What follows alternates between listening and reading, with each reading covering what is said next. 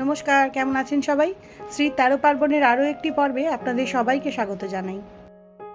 আজকে একটা স্ন্যাক্সের রেসিপি দেখাবো।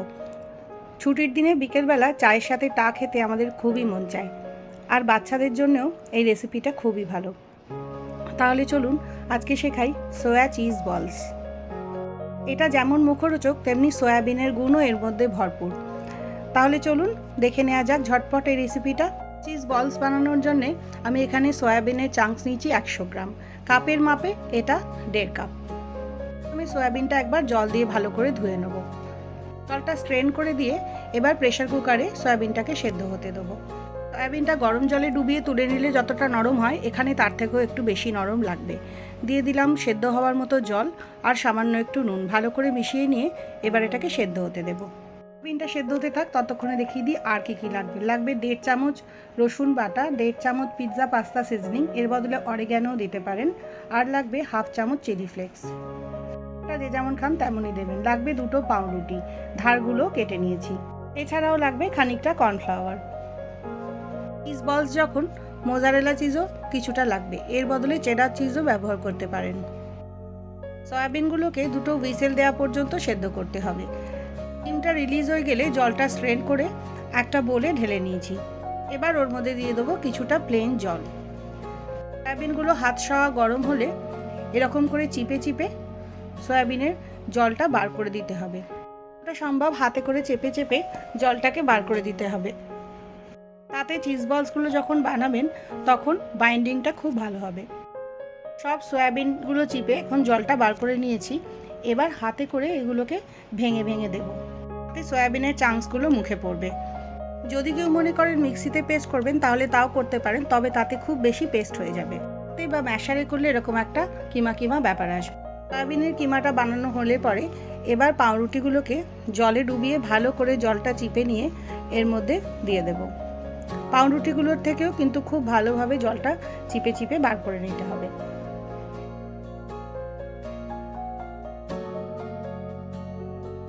এবার এর মধ্যে দিয়ে দেবো 1.5 চা চামচ রসুন বাটা, সঙ্গে দিয়ে দেবো 1.5 চা চামচ পিৎজা পাস্তা সিজনিং, এর বদলে অরিগ্যানো দিতে পারেন কিংবা ধনেপাতা থাকলে ধনেপাতাও দিতে পারেন। আর দিয়ে দেবো 1/2 চামচ চিলি ফ্লেক্স।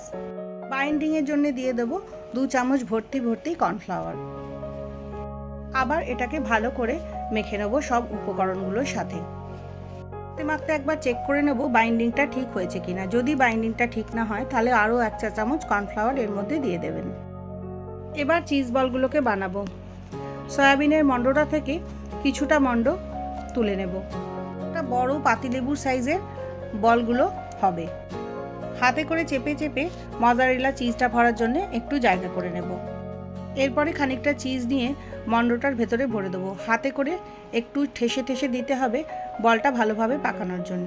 তারপরে ভালো করে মুখটাকে সিল করে হাতের সাহায্যে গোল গোল করে নেব, ঠিক যেমন করে আমরা পুর ভরা লেচি গোল করি। একই পদ্ধতিতে সব বলগুলোকে পাকিয়ে নেব। 100 গ্রাম সয়াবিন থেকে আমার 12টা চিজ বল হয়েছে। চিজ বলগুলোকে কিন্তু সংরক্ষণ করেও রাখা যায়। একটা বলে আবারও কিছুটা কর্নফ্লাওয়ার নিয়েছি, দিয়ে দেবো সামান্য একটু নুন, আর দিয়ে দেবো সামান্য একটু গোলমরিচ গুঁড়ো। কিছুটা জল দিয়ে পাতলা করে কর্নফ্লাওয়ারের একটা স্লারি তৈরি করতে হবে। দেখুন আমার কর্নফ্লাওয়ারের স্লারিটা কত পাতলা হয়েছে। এবার চিজ বলসগুলোকে ব্রেড ক্রাম্বসে কোট করব। তার জন্য এক একটা করে বল নেব, কর্নফ্লাওয়ারের স্লারিতে ভালো করে ডুবিয়ে নেব। তারপরে তুলে ব্রেড ক্রাম্বস মাখাবো। এখানে কিন্তু ব্রেড ক্রাম্বসে সিঙ্গেল কোটই দিতে হবে, ডাবল কোট হলে অতটাও খেতে ভালো লাগবে না। সব চিজ বলসগুলো কোট করা হয়ে গেলে ফ্রিজে আধ ঘন্টা মতো রেখে দিতে হবে ভাজার আগে। আর চিজ বলসগুলো যদি সংরক্ষণ করে রাখতে চান তাহলে ব্রেড ক্রাম্বসে কোট করা হয়ে গেলে কোনো একটা এয়ারটাইট কন্টেনারে ভরে ডিপ ফ্রিজে রেখে দিতে পারেন। 20 দিন থেকে 1 মাস পর্যন্ত চিজ বলসগুলো বেশ ভালো থাকবে।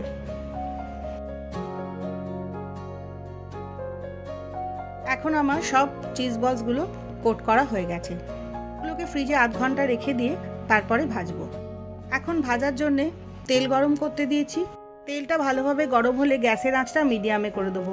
দিয়ে একটা একটা করে চিজ বল খুব সাবধানে তেলের মধ্যে ছেড়ে দেবো। এক একটা ব্যাচে 5 থেকে 6টা করে চিজ বলস ভাজবো। খুব হাই ফ্লেমে ভাজলে ব্রেড ক্রাম্বসগুলো তাড়াতাড়ি কালো হয়ে যাবে, তাই মাঝারি আঁচে উল্টে পাল্টে চিজ বলসগুলোকে ভেজে তুলে ফেলতে হবে। এখন দেখুন আমার চিজ বলসগুলোতে সুন্দর সোনালি রং ধরে গেছে। এবার চিজ বলগুলোকে তুলে নেব। এবার একটা চিজ বল কেটে দেখাই চিজ বলটা কতটা সুন্দর হয়েছে। বাচ্চাদের কিন্তু এই চিজ বলটা খেতে খুবই ইয়ামি লাগবে। আমার এই ঝটপট রেসিপিটা আপনাদের কেমন লাগলো আমাকে অবশ্যই জানাবেন, আর যদি ভালো লাগে তাহলে চ্যানেলটা সাবস্ক্রাইব করবার অনুরোধ রইল। বিকেলে চা কফির সাথে কিংবা বাড়িতে পার্টি হলে এরকম ফিঙ্গার ফুড কিন্তু খুব ইয়ামি লাগে। আবারও দেখা হবে পরের এপিসোডে, ততক্ষণের জন্য বাই।